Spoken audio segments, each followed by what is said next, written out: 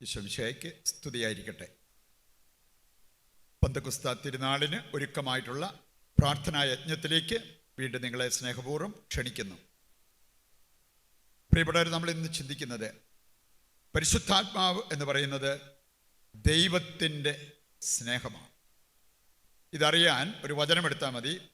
റോമാലേഖനം 5-ാം അധ്യായം 5-ാമത്തെ വചനം. റോമാ 5:5 നമ്മൾ വായിക്കുന്നു, നമുക്ക് നൽകപ്പെട്ടിരിക്കുന്ന പരിശുദ്ധാത്മാവിലൂടെ ദൈവത്തിൻ്റെ സ്നേഹം നമുക്ക് വെളിപ്പെട്ട് കിട്ടിയിരിക്കുന്നു.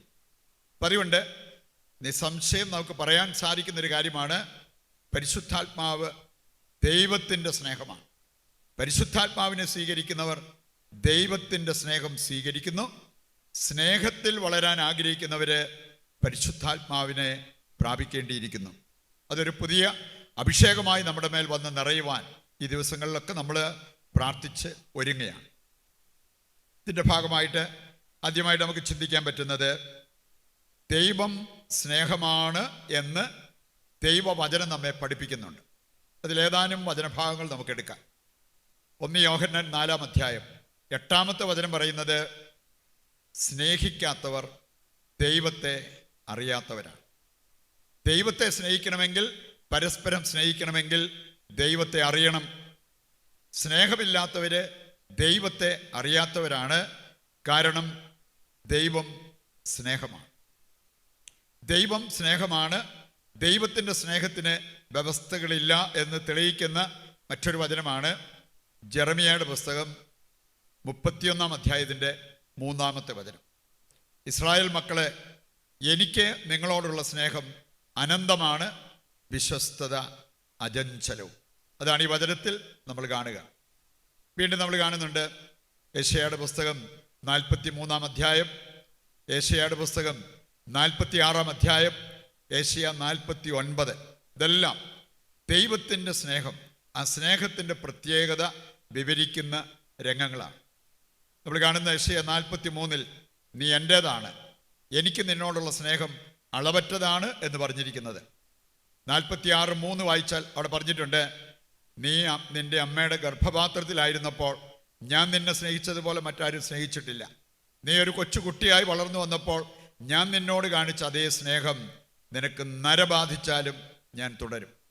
49, 15, 16 വചനങ്ങളിൽ നമ്മൾ വായിക്കുന്നതാണ്, പെറ്റമ്മയ്ക്ക് കുഞ്ഞിനെ മറക്കാൻ പറ്റുമോ? അവൾ മറന്നാൽ പോലും ഞാൻ നിന്നെ മറക്കില്ല. ഇതെല്ലാം സൂചിപ്പിക്കുന്നത് ദൈവം സ്നേഹമാണ് എന്ന യാഥാർത്ഥ്യമാണ്. രണ്ടാമത് നമ്മൾ മനസ്സിലാക്കിയിരിക്കേണ്ടത്, ക്രിസ്ത്യാനികൾ സ്നേഹിക്കേണ്ടവരാണ് എന്ന യാഥാർത്ഥ്യം. ഇതും ഏതാനും വചനങ്ങൾ വായിച്ചു കഴിഞ്ഞാൽ നമുക്ക് മനസ്സിലാക്കാവുന്ന കാര്യമാണ്. യോഹന്നാൻ 13:35 വായിച്ചാൽ അവിടെ പറഞ്ഞിട്ടുണ്ട്, നിങ്ങൾ പരസ്പരം സ്നേഹിക്കുന്നതിലൂടെയാണ് നിങ്ങൾ ക്രിസ്ത്യാനികളായിട്ട് മാറേണ്ടത്. 1 യോഹന്നാൻ 3:11, 4:11 വായിച്ചാൽ പരസ്പരം സ്നേഹിക്കാൻ കടപ്പെട്ടിരിക്കുന്നവരാണ് ദൈവമക്കൾ എന്ന കാര്യം നമുക്ക് മനസ്സിലാക്കാൻ പറ്റും. എഫേസസ് 4-ാം അധ്യായം 16-ാമത്തെ വചനമെടുത്താൽ അവിടെ പറഞ്ഞിട്ടുണ്ട്, നമ്മുടെ ശരീരത്തിൻ്റെ എല്ലാ സന്ധിബന്ധങ്ങളും ദൈവസ്നേഹത്തിൽ രൂപപ്പെടേണ്ടതാണ്. എഫേസസ് 3:17 കൂടി എടുത്താൽ അവിടെ പറഞ്ഞിട്ടുണ്ട്, സ്നേഹത്തിൽ നിങ്ങൾ വേരുപാകി അടിയുറയ്ക്കണം. ഇതെല്ലാം സൂചിപ്പിക്കുന്നത് ദൈവമക്കളായി നമ്മൾ ദൈവത്തെ സ്നേഹിക്കാനും പരസ്പരം സ്നേഹിക്കാനും കടപ്പെട്ടിരിക്കുന്നവരാണ്. ഒന്നാമത്തെ കാര്യം, സ്നേഹിക്കാൻ നമ്മെ സഹായിക്കുന്നത് പരിശുദ്ധാത്മാവാണ്. സ്നേഹത്തിൽ വളരാൻ ആഗ്രഹിക്കുന്നവർ പരിശുദ്ധാത്മാവിനെ കൂട്ടുപിടിക്കണം.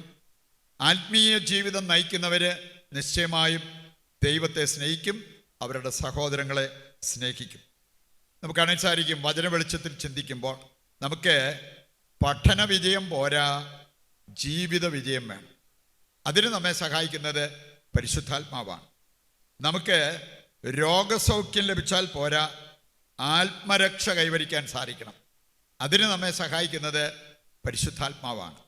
നമുക്ക് സമ്പൽ സമൃദ്ധി ഉണ്ടായാൽ പോരാ, ആത്മീയ ആനന്ദമുള്ളവരായി മാറാൻ പറ്റണം. അതിന് നമ്മെ സഹായിക്കുന്നത് പരിശുദ്ധാത്മാവാണ്. ഇക്കാര്യങ്ങൾ മനസ്സിലാക്കി അതനുസരിച്ച് നമ്മുടെ ജീവിതം ക്രമീകരിക്കുവാൻ വേണ്ട കൃപയ്ക്കായി പ്രാർത്ഥിക്കാം. ഒരു നിമിഷം നിശബ്ദതയിൽ ദൈവത്തിൻ്റെ അനുഗ്രഹത്തിനായി നമുക്ക് പ്രാർത്ഥിക്കാം. കേട്ട വചന സന്ദേശം അനുദിനം ജീവിക്കുവാൻ വേണ്ട കൃപയ്ക്കായും പ്രാർത്ഥിക്കാം. നമ്മൾ ഇന്ന് കോമൺ നിയോഗമായിട്ട് വയ്ക്കുന്നത് ജഡികാഭിലാഷങ്ങളെ തൃപ്തിപ്പെടുത്തി മാത്രം ജീവിക്കുന്നവരുണ്ട്. അവരുടെ ജീവിതത്തിൽ ഒരു മാനസാന്തരം വരാൻ, ജഡിക മനുഷ്യരാകാതെ ആത്മീയ മനുഷ്യരാകാൻ വിളിക്കപ്പെട്ട നമുക്ക് ആ ഒരു കാര്യം നമ്മുടെ ജീവിതത്തിൽ നിറവേറ്റുവാൻ വേണ്ട കൃപയ്ക്കായി പ്രാർത്ഥിക്കാം.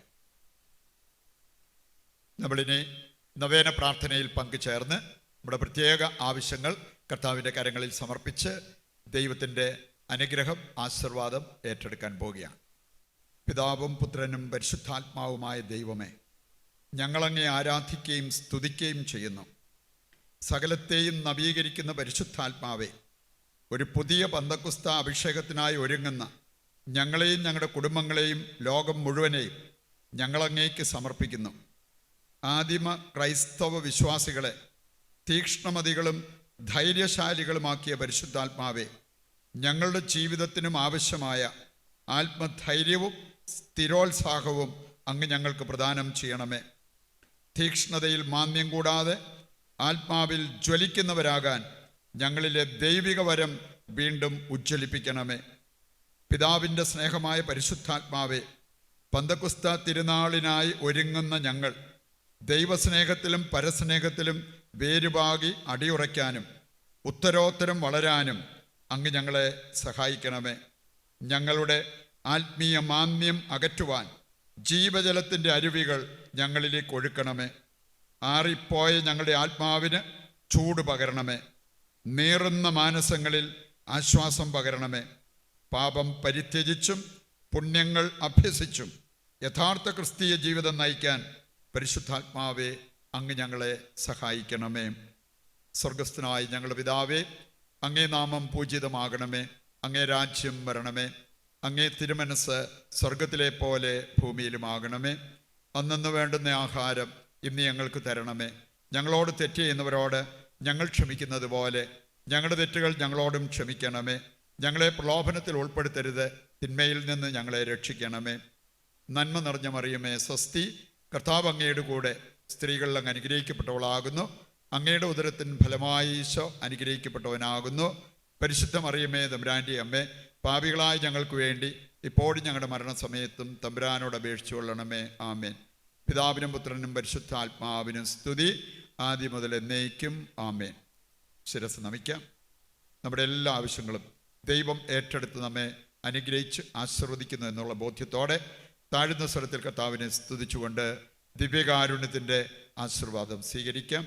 യേശുവേ നന്ദി, യേശുവേ സ്തുതി, ഹല്ലേലൂയ, യേശുവേ ആരാധന, യേശുവേ നന്ദി.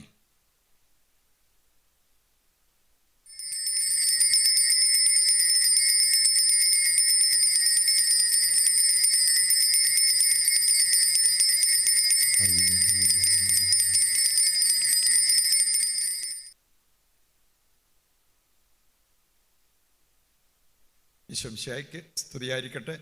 ദൈവം നിങ്ങളെ സമൃദ്ധമായി അനുഗ്രഹിക്കട്ടെ.